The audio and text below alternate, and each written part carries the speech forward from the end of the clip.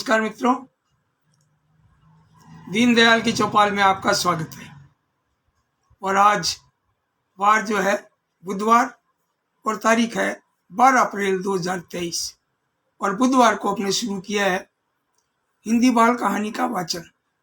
आज मैं जो कहानी वाचन कर रहा हूँ, जिस कहानी का वाचन कर रहा हूँ, वो कहानी मैंने फेसबुक से ली है और वो एक वायरल बाल कहानी है। वो कहानी पता नहीं है किसकी है और कहानी का नाम का भी पता नहीं है। तो आपने अगर कहीं पढ़ी हो, आपने हो सकता है किसी की कहानी हो जो आप सुन रहे हैं, तो उसका भी बता सकते हैं आप। ये कहानी है किसकी है। बहुत मार्मिक, बहुत संवेदनशील कहानी है, तो आप सुनेंगे तो बहुत बढ़िया लगेगा। और मैं अब शुरू करता हूँ ये बाल कहानी, बिना शीर्षक की बाल कहानी। और बड़ी जबरदस्त, सुनेंगे तो सुनते रह जाएंगे। और पहले बता दूं कि आज सबसे पहले शंकर धाकड़ इंदौर से, क्या बात है, हमारे धर्मपुत्र पधारे हैं। सुरेश चंद्र सरवारा कोटा से, सतीश सम्यक अपने बिडबिराना नौहर से, नमस्कार भाई, आप सबको नमस्कार, बहुत बहुत नमस्कार आपको। और मैं अब कहानी शुरू करता हूँ। ये शंकर भी कह रहा है, शुभ संध्या सहित सादर प्रणाम आदरणीय श्रद्धेय पूज्य गुरुदेव चरण स्पर्श। भाई खुश रहो, मेरी बहुत बहुत शुभकामनाएं। और मैं अब बाल कहानी शुरू करता हूँ।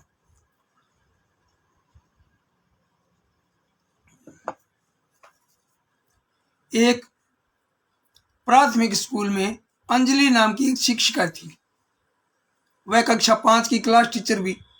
उसकी एक आदत थी कि वह कक्षा में आते ही हमेशा लव यू ऑल बोला करती थी, मगर वह जानती थी कि वह सच नहीं बोल रही है।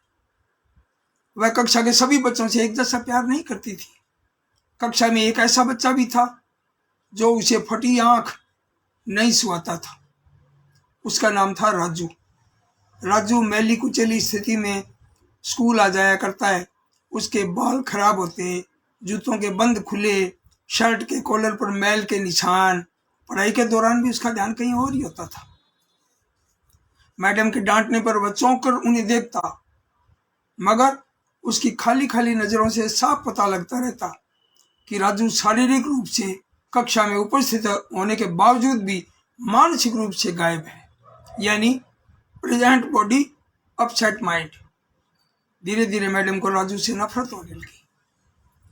क्लास में घुसते ही राजू मैडम की आलोचना का निशाना बनने लगता। सब बुराई के उदाहरण राजू के नाम पर किए जाते। बच्चे उस पर खिलखिलाकर हंसते और मैडम उसको अपमानित करके संतोष प्राप्त करती। राजू ने हालांकि किसी बात का कभी कोई जवाब नहीं दिया था। मैडम को वह एक बेजान पत्थर की तरह लगता, जिसके अंदर आत्मा नाम की कोई चीज नहीं थी। प्रत्येक डांट, व्यंग्य और सजा के जवाब में वह बस अपनी भावनाओं से, खाली नजरों से उन्हें देखा करता और सिर झुका लेता। मैडम को अब इससे गंभीर नफरत होने लगी थी। पहला सेमेस्टर समाप्त हो गया और प्रोग्रेस रिपोर्ट बनाने का चरण आया, तो मैडम ने राजू की प्रगति रिपोर्ट में यह सब बुरी बातें लिखी। प्रगति रिपोर्ट माता पिता को दिखाने से पहले हेडमास्टर साहब के पास जाया करती थी। उन्होंने जब राजू की प्रोग्रेस रिपोर्ट देखी तो मैडम को बुला लिया। मैडम, प्रगति रिपोर्ट में राजू की कुछ तो प्रगति लिखो भाई, ये क्या लिख दिया आपने? तो जो कुछ लिखा है इससे राजू के पिता इससे बिल्कुल ही नाराज हो जाएंगे। मैडम ने कहा भी, मैं माफी मांगती हूँ, लेकिन राजू एक बिल्कुल अशिष्ट और निकम्मा बच्चा है। मुझे नहीं लगता कि मैं उसकी प्रगति के बारे में कुछ लिख सकती हूँ। मैडम घृणित लहजे में बोलकर वहां से उठकर चली गई। स्कूल की छुट्टी भी हो गई। अगले दिन हेडमास्टर ने एक विचार किया और उन्होंने चपरासी के हाथ मैडम की डेस्क पर राजू की पिछले वर्षों की प्रगति रिपोर्ट रखवा दी। अगले दिन मैडम ने कक्षा में प्रवेश किया तो रिपोर्ट पर नजर पड़ी। पलट कर देखा तो पता लगा कि यह राजू की रिपोर्ट है। मैडम ने सोचा कि पिछली कक्षाओं में भी राजू ने निश्चय यही गुल खिलाए होंगे। उन्होंने सोचा और कक्षा 3 की रिपोर्ट खोली। रिपोर्ट में टिप्पणी पढ़कर उसके आश्चर्य की कोई सीमा नहीं रही। जब उसने देखा कि रिपोर्ट उसकी तारीफों से भरी पड़ी है, राजू जैसा बुद्धिमान बच्चा मैंने आज तक नहीं देखा।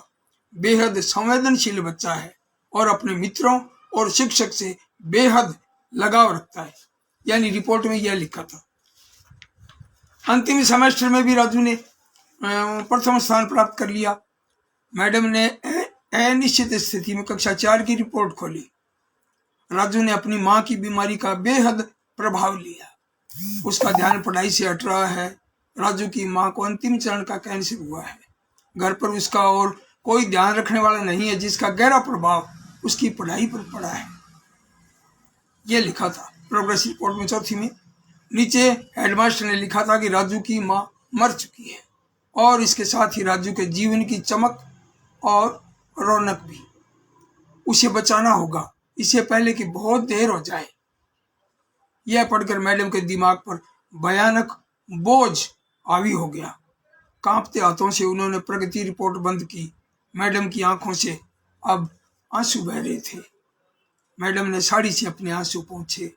अगले दिन जब मैडम कक्षा में दाखिल हुई तो उसने अपनी आदत के अनुसार अपना पारंपरिक वाक्यांश आई लव यू ऑल दोहराया, मगर वह जानती थी कि वह आज भी झूठ बोल रही है, क्योंकि इसी क्लास में बैठे एक उलझे बालों वाले बच्चे राजू के लिए जो प्यार वह आज अपने दिल में महसूस कर रही थी, वह कक्षा में बैठे और किसी बच्चे से अधिक था।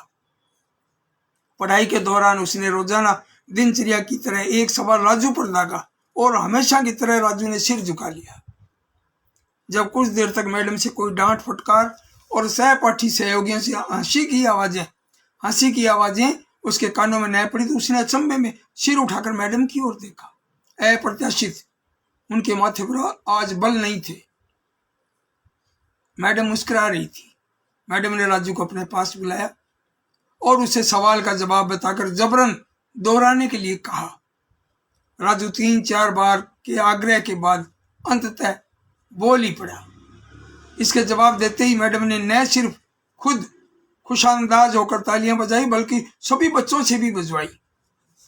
फिर तो यह दिनचर्या बन गई। मैडम हर सवाल का जवाब अपने आप बताती और फिर उसकी खूब सराहना और तारीफ करती। प्रत्येक अच्छा उदाहरण राजू के कारण दिया जाने लगा। धीरे धीरे पुराना राजू सन्नाटे की कब्र फाड़कर बाहर आ गया। अब मैडम को सवाल के साथ जवाब बताने की जरूरत नहीं पड़ती। वह रोज बिना त्रुटि उत्तर देकर सभी को प्रभावित करता और नए नए सवाल पूछकर सबको हैरान भी करता।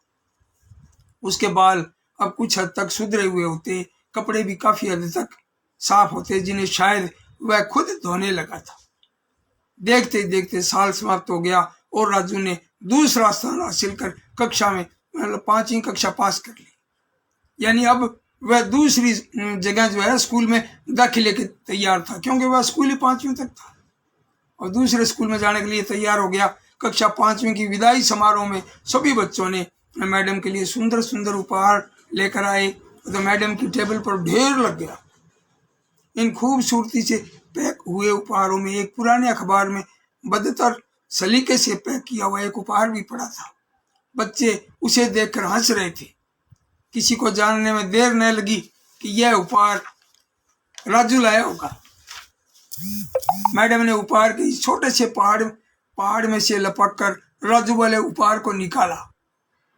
खोल कर देखा तो उसके अंदर एक महिलाओं द्वारा इस्तेमाल करने वाली इत्र की आधी इस्तेमाल की हुई शीशी और एक हाथ में पहनने वाला एक बड़ा सा कड़ा यानी कंगन था, जिसके ज्यादातर मोती झड़ चुके थे।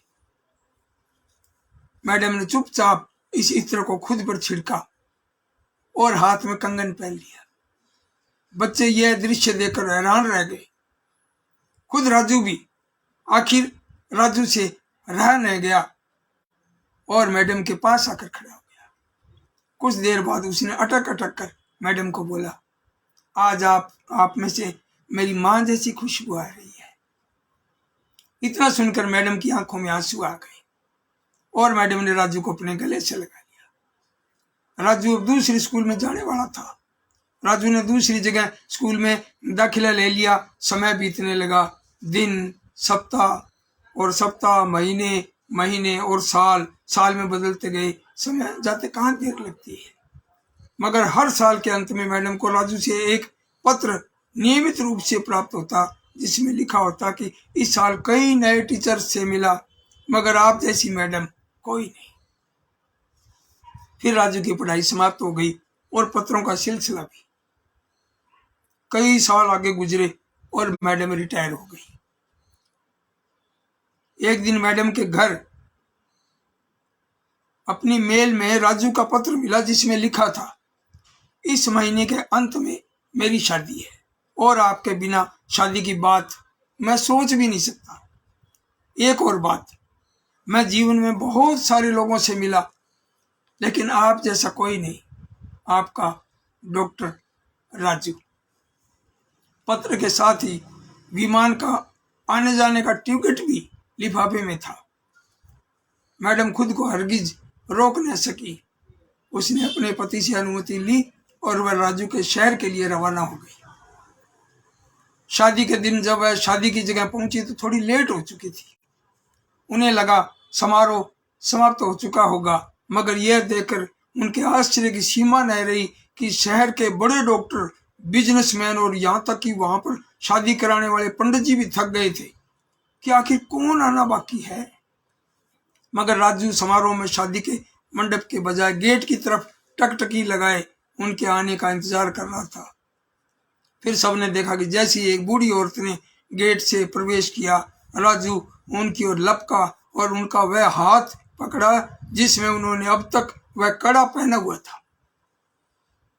यह कंगन जो दिया था राजू ने, वो कंगन पहना हुआ था और उन्हें सीधा मंच पर ले गया।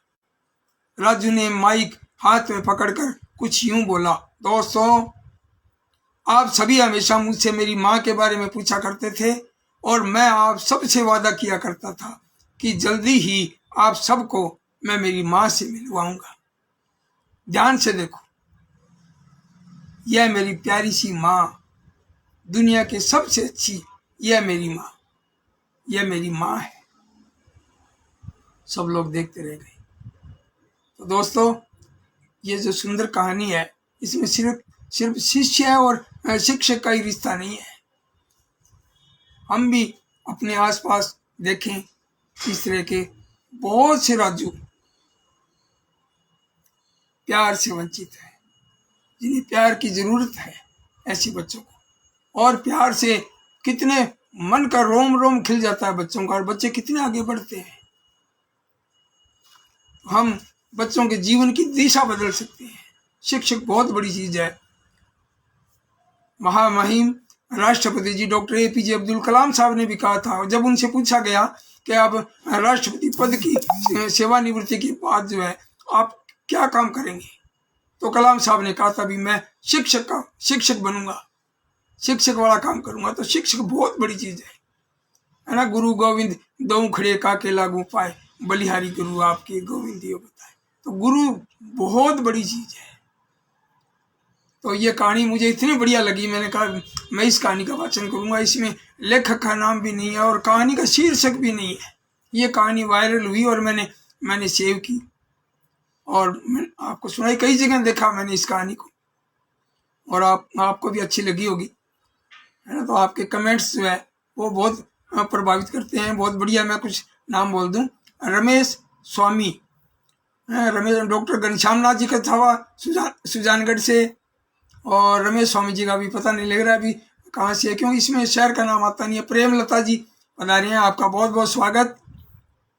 प्रेमलता जी, घनश्याम कच्छावा जी, सतीश मिश्र जी ने भी एक पेड़ के ऊपर एक कविता भी भेजी, मुझे बहुत बढ़िया लगा और मैं सोचता हूँ कि शायद कल ही उसका वाचन करें। राकेश कुमार जैन बंधु और श्याम सिंह जी सजारा हमारे जोधपुर से, और ये जो है पूर्ण शर्मा, पूर्ण, क्या बात है। ये रामगढ़ बादरा और नौर बादरा के पास में रामगढ़ से हैं, राजस्थानी के जबरदस्त रचनाकार डॉक्टर नागेश पांडे संजय भाई, स्वागत आपका बहुत बहुत।